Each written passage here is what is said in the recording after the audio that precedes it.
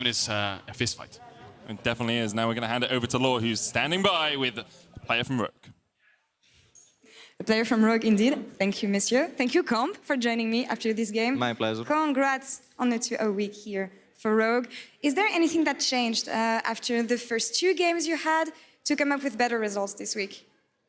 Yeah, so basically after the disaster that happened in week 1, like the first 2 games, especially the G2 game, because in a way I feel like we were the ones that lost the Fnatic game when we threw on blue buff and they just took Nash and ended the game. But the G2 game, we just got stomped, kinda. So after that night, like after the game, we just gathered up and we had a team talk. And we just discussed like what we thought was going wrong and why we started like this. And I think it was actually pretty useful coming into even like tomorrow's next game when we're playing Mud.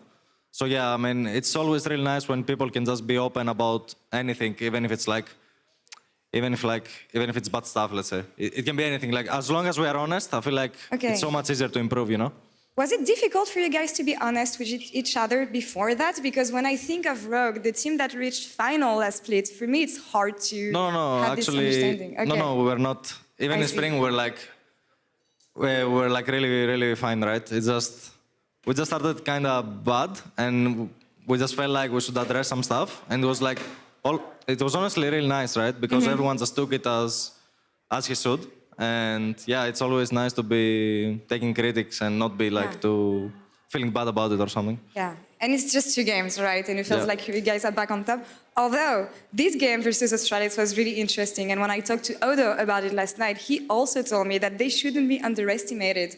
What did you think about their approach here, and especially the draft that they chose against you? Well, to be honest, I feel like Astralis are way more flexible the way they drafted. Even in week 1, if I'm not mistaken, they played Veigar, right, into Senna. So we expected them to play some random set into Senna, right, if we picked it. So we were ready for it. But what they did today was kind of smart. They denied us the Senna, the Seraphine, which we played yesterday. So yeah, it was pretty interesting. I feel like if I would change something for today's game, it's probably like, I would probably ban Pyke, because this guy was just so annoying with it. He played Predator and he was just everywhere on the map, right? So it was kind of hard for my mid lane and top lane to play the game, early game.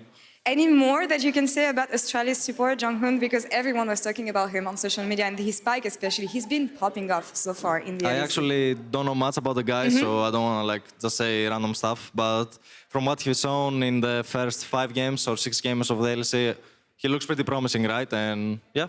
It's cool to play against him, I guess. Another strong support to add to the list in Europe. Last question, though, about the bot lane. As you mentioned, you can play some weird stuff bot lane right now. What do you make of the meta, and what do you think about it? Wait, sorry, I didn't hear Bot lane meta, what do you think about it? Meta? Yeah. So, I mean, I feel like top tier are for sure the picks that get banned every time, like Lucian, Kalista, and Zeri. But I'm actually like, I think people start to realize that not every team and every player can play those champs at the top level. So that's why we see oftenly those champs being open also, right? Yeah. But yeah, that's what I would say like as the top tier picks. But after that, it's honestly very flexible. What you can play, you can go from like Twitch to Senna to even some random stuff like Kobe did this game with the Seraphine bot lane. Yeah, you can have a lot of fun on the bot lane right now, it feels. And it feels good to have the game like this. But Com, thank you so much for the interview. Congrats on this week. And as you see, these guys are getting ready behind me. We're going to take a break now, and we'll be back in just a couple minutes for BDS Fnatic. Stay tuned.